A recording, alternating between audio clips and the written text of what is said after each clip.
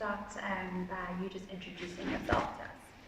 Okay, I'm Ian Booth. I am a minister of the United Congregational Church of Southern Africa. I have two part-time jobs as well as being a minister of the church, and that's I run a YMCA in the city and relaunching the program work at Diaconia Council of Churches. So Diaconia Council of Churches was started in 1976 by the Roman Catholic Archbishop Dennis Hurley. Right from the beginning, it was an ecumenical agency, involved all the churches. The aim of Diaconia was to be the social justice voice of the church.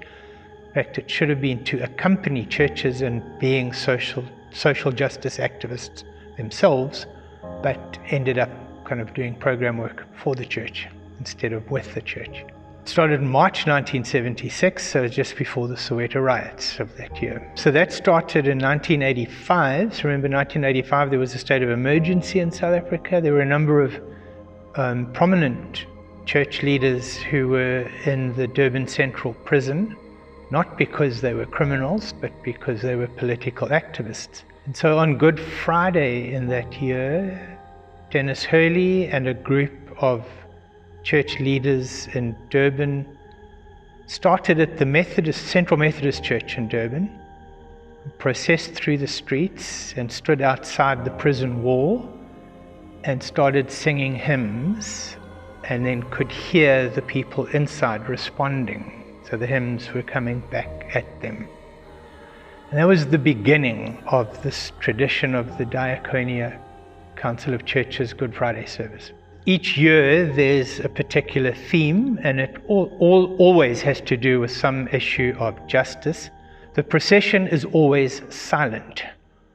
So it's a silent expression of solidarity. One of the early ones I attended, we started in the Roman Catholic Cathedral and then processed through the streets to the City Hall. That particular year, so 94, was just before the first democratic elections in South Africa. There was political violence in KZN in Carter versus ANC, and the cross for the occasion was made from a burnt beam from an IFP house and a burnt beam from an ANC house, and they were joined to make the cross, and that cross was carried through the streets of Durban that year.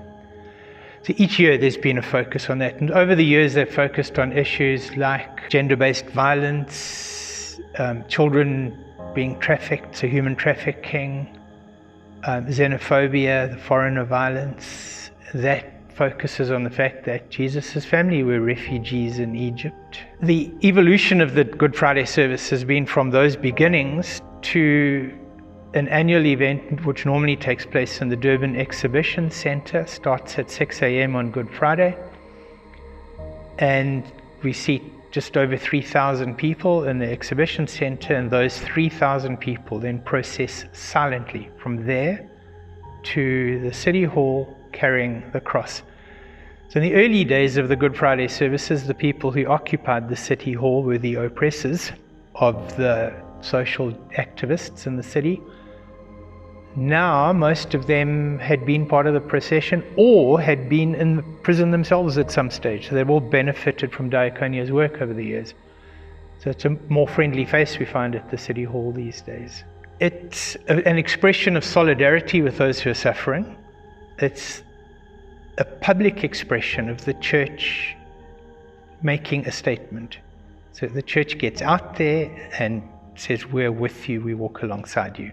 I think the value for the city of Durban is that that's become a national event. In fact, I drive home from the Good Friday service and hear SAFM telling me how many people were there. So it really puts Durban on the map because it's a Durban-based event, but it's a nationally recognized event. And we have the mayor, we have the city manager, we have the premier of the province, we have MECs who are all part of the process.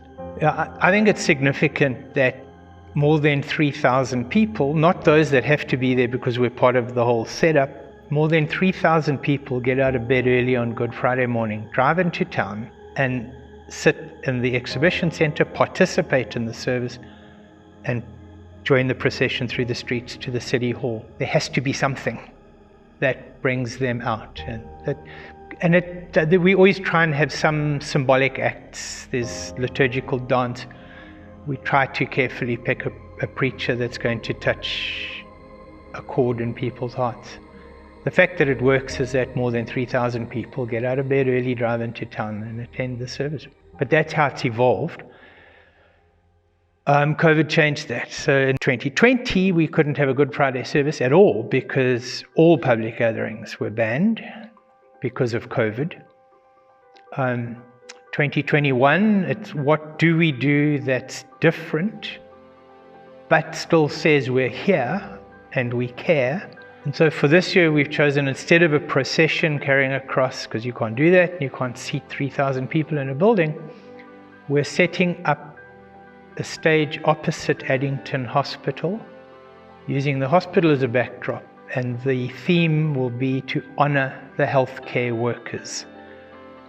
Healthcare workers have laid their lives on the line in the last year, and some have lost their lives in the last year. So that theme fits very neatly with the Good Friday theme of Jesus offering his life and calling us to deny ourselves and take up a cross and follow.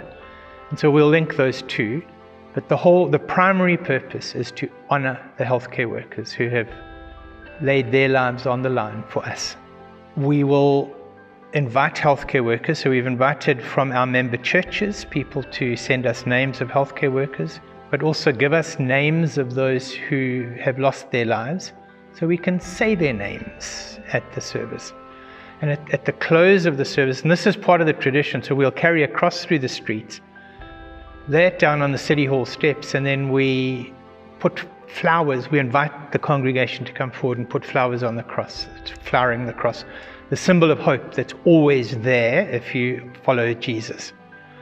And we will still do that this year. At the end of the service, we will flower the cross, and the names that have been sent to us in advance, we will put the names of those who have lost their lives on the cross with the flowers.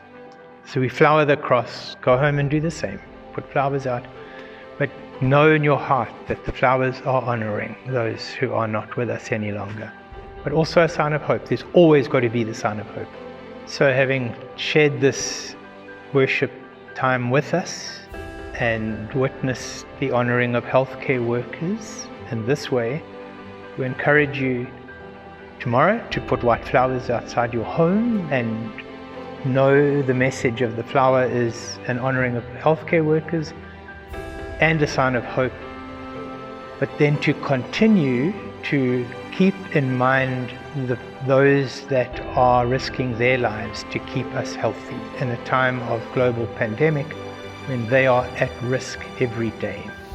Yeah, so my sense would be that within people's spirits, Jesus is speaking to them about the need for solidarity, to walk alongside the suffering, and the willingness for the church to get out there and be visible and not just sit inside our four walls every week. The church needs to be in the world. It's an incarnate church.